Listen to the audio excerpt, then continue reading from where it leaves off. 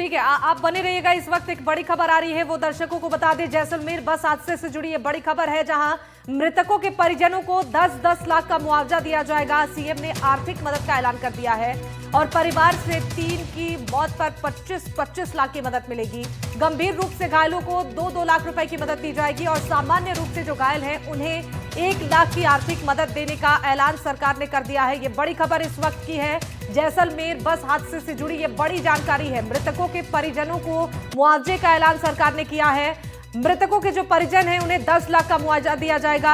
आर्थिक मदद के लिए परिवार से अगर 3 लोगों की मौत हुई है तो उन्हें 25 लाख की मदद होगी। जो गंभीर रूप से घायल हैं उन्हें 2 लाख रुपए की मदद दी जाएगी और जो सामान्य रूप से घायल मरीज हैं उन्हें 1 लाख की आर्थिक मदद देने का ऐलान सरकार ने कर दिया है। ये बड़ी खबर जैसलमेर से इस वक्त आप तक पहुंचा रही हैं। जैसलमेर बस हादसे के बाद ही लगातार मुआवजे की मांग उठ रही थी और अब जाकर सरकार ने आर्थिक मदद का ऐलान कर दिया है। मृतकों के परिजनों को 10 लाख का मुआवजा दिया जाएगा। विश्वास हमारे साथ लाइव जुड़ रहे हैं इस पर जानकारी देने के लिए। विश्वास, ये बड़ी जानकारी है। मुआवजे की मांग को लेकर सबकी निगाहें टिकी थी कि सरकार की ओर से क्या फैसला सुनाया जाता है। आखिरकार मुआवजे का ऐलान हुआ है, जरा विस्तार से बताइए। देखिए, इस पूरे मामले को जो मुख्यमंत्री भजन लाल शर्मा है वो आकर मॉनिटर कर रहे थे। उसके बाद में अभी ऐलान किया गया है कि जो मृतक जिन लोगों की मौत हुई है इस पूरे दुखद इंसिडेंट में, उनको 10-10 लाख रुपए की आर्थिक सहायता दी जाएगी। इसके अलावा जिन परिवारों में 3 से अधिक लोगों की मौत हुई है उन्हें 25 लाख रुपए आर्थिक सहायता दी जाएगी। साथ ही जो लोग गंभीर रूप से घायल हुए उन्हें 2 लाख, अन्य जो लोग घायल हुए हैं उन्हें 1 लाख रुपए की सहायता दी जाएगी। इसके अलावा पहले ही प्रधानमंत्री नेशनल रिलीफ फंड जो है उससे 2 लाख रुपए मृतकों को देने की घोषणा कर चुके हैं। साथ ही 50,000 रुपए जो घायल लोग थे उनके लिए जो सहायता राशि है वो पहले ही उसकी घोषणा कर दी गई थी। तो इसके लिए अभी मुख्यमंत्री के कार्यालय से आदेश जारी किए गए हैं और उसके बाद में जो ये आर्थिक सहायता है ये लोगों को दी जाएगी। अभी फिलहाल जो यहाँ पर जोधपुर में डीएनए टेस्टिंग की रिपोर्ट का वेट है कि जिस तरीके से जो शव हैं उनकी शिनाख्त हो पाएगी, तो उसके बाद जिस तरह से शिनाख्त हो रही है उन सभी शवों को पोस्टमार्टम के बाद में जो परिजन है उनको सौंपा जा रहा है। उसके बाद में ये जो लिस्ट है ये तैयार होगी और जिला कलेक्टर के स्तर पर यहाँ से जो लिस्ट तैयार की जाएगी। उसके बाद में जो लोग जहाँ से थे उनको वहाँ पर वो जो आर्थिक सहायता है वो प्रदान की जाएगी। विश्वास, जरा ये भी बता दीजिए डीएनए टेस्ट को लेकर क्या अपडेट है, कब तक रिपोर्ट सामने आ सकती है?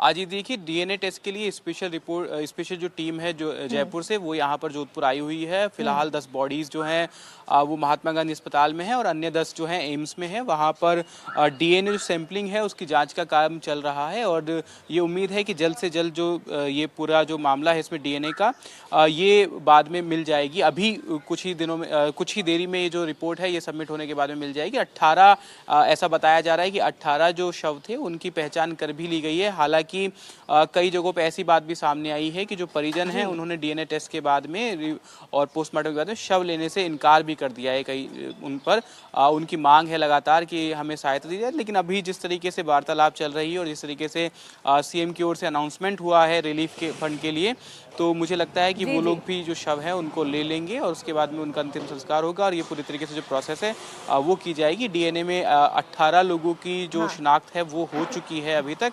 बाकी जो जांच है वो लगातार चल रही है और एक जो महिला थी उनकी मौत अभी इलाज के दौरान और हो गई थी। बाकी अभी भी लगभग 14 ऐसे मरीज हैं जिनकी हालत गंभीर बनी हुई है, जिनमें से 3 की जो हालत है वो लगभग 70% से ज़्यादा वो बर्न हो गए हैं। तो वो जो क्रिटिकल उनके लिए कंडीशन है वो लगातार बनी हुई है और ये पूरा जो इलाज है उनका यहाँ पर जोधपुर में चल रहा है, क्योंकि जैसलमेर में बर्न वार्ड की कमी थी। इसके कारण उन्हें जोधपुर शिफ्ट किया गया था। उसके बाद में यहाँ पर उनका लगातार इलाज चल रहा है और अभी ठीक है, ये जो मुख्यमंत्री की ओर से जो सहायता राशि घोषणा की गई है उसके बाद में मामला शायद शांत हो जाए और जो मृतक हैं वो उसको शवों को ले लें। ठीक है विश्वास, बने रहिएगा। एक बार श्रीकांत के पास भी जाना चाहूंगी मैं। श्रीकांत, देखिए आप बता रहे थे कि एसआईटी गठित हुई है इस मामले की जांच पड़ताल के लिए और एक के बाद एक जो इससे जुड़ी बड़ी खबर आ रही है लगातार एनडीटीवी राजस्थान पर सबसे पहले हम दर्शकों तक पहुंचा रहे हैं। आप बता रहे थे कि कई बस संचालकों ने इस रूट पर संचालन को बंद किया है। मैं चाहूंगी एक बार फिर से इसे विस्तार से दर्शकों को बताइए।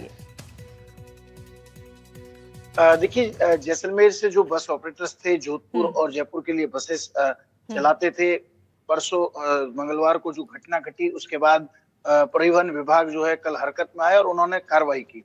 उस पर जो है बस ऑपरेटर्स का ये कहना है कि जहां कमी थी वहां कार्रवाई की जाए, लेकिन एक तरफा कार्रवाई कर कर अपनी गलतियों पर परिवहन विभाग पर्दा डालना चाहता है और यही कारण है कि जैसलमेर, जोधपुर और जयपुर के लिए जाने वाली तमाम बसेस जो है बंद हो गई। कई बसेस जोधपुर ऑपरेटर्स की है, उन्होंने भी अपनी बसेस को बंद किया है। तो कुल मिलाकर अभी जो है जैसलमेर से आज की तारीख में कोई बस अभी संचालित नहीं हो रही है और ये एक बड़ी खबर है, क्योंकि जो यहाँ से लोग ट्रेवल कर रहे थे, दिवाली का सीजन था, छुट्टियां होने पर लोग घर जाना चाह रहे थे, तो वो काफी कहीं ना कहीं उन लोगों को दिक्कत का सामना करना पड़ रहा है। बस ऑपरेटर्स का जो मैसेज लगातार पहुंच रहा है, उनका ये कहना है कि जब तक एक तरफा कार्रवाई रोककर तरीके से काम नहीं किया जाएगा, तब तक हम अपनी बसेस को ऑपरेट करने में सक्षम नहीं है। वहीं आरटीओ डीटीओ जो है वो कहीं ना कहीं अलर्ट मोड पर है और किसी भी तरह की ज्वलनशील पदार्थ ना जाए, इसके लिए भी जांच जो है वो लगातार जारी है। बिल्कुल जरूरी भी है श्रीकांत ऐसे एक्शन लेना ताकि ऐसी घटनाएं दोबारा ना हो। आप दोनों ने बहुत महत्वपूर्ण जानकारी साझा की है, बहुत शुक्रिया आप दोनों का। बढ़ते आगे, जैसलमेर बस अग्निकांड से हर कोई दहल उठा है। सवाल यह है कि क्या यह हादसा था या सिस्टम की लापरवाही का एक नतीजा? आखिर क्यों बस मौत का ताबूत बन गई? हमारी एक रिपोर्ट आपको दिखाते हैं।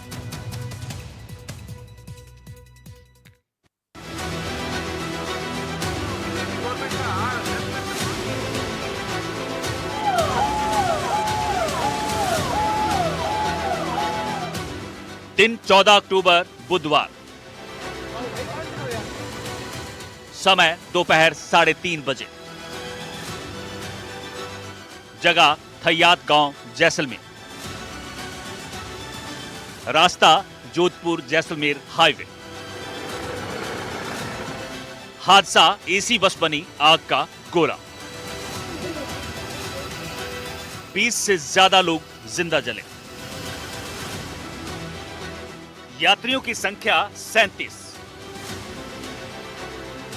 सफर जोधपुर से जैसलमेर का। घायल 15 के करीब लोग झुलसे। वजह शॉर्ट सर्किट। लापरवाही, इमरजेंसी गेट नहीं था, डिग्गी में रखे थे पटाखे। जैसलमेर की तपती दोपहर में 3:30 बजे एक एसी बस मौत का तांडव करती नजर आई। कुछ ही मिनटों में लपटों ने इसे निगल लिया और 20 से ज्यादा जिंदगियां खाक हो गई। 37 यात्रियों का सफर जो मंजिल तक पहुंचने से पहले ही खत्म हो गया। मंगलवार को जैसलमेर के पोखरण रोड पर भीषण हादसा हुआ। यात्रियों से भरी बस अचानक आग का गोला बन गई। बच्चे, औरतें, सब कुछ सेकंड्स में खत्म हो गया। जैसलमेर से जोधपुर जाने वाली यात्रियों से भरी एसी स्लीपर बस अचानक हाईवे पर चंद मिनटों में मौत का तांडव बन गई और सफर पर निकले थे 37 यात्री, लेकिन मंजिल से पहले ही आग की लपटों में समा गए। 20 जिंदगियां जलकर राख हो गई। इनमें महिलाएं और छोटे बच्चे भी शामिल हैं। हादसे में 15 लोग गंभीर रूप से झुलस गए, जिनका जोधपुर में इलाज चल रहा है। झुलसे लोगों की हालत भयावह है। अधिकांश यात्री 50 से 70% तक झुलस गए हैं। बस में अधिकांश इलेक्ट्रिकल सिस्टम पुराना था और क्या फिटनेस सर्टिफिकेट सिर्फ कागजों में था? कई सवाल हैं। हमारी रिपोर्ट बताती है कैसे शॉर्ट सर्किट बना मौत का कारण। शुरुआती जांच में शॉर्ट सर्किट की आशंका, लेकिन सवाल ये है क्या ये हादसा था या लापरवाही का नतीजा? Bureau report, NDTV, Rajasthan.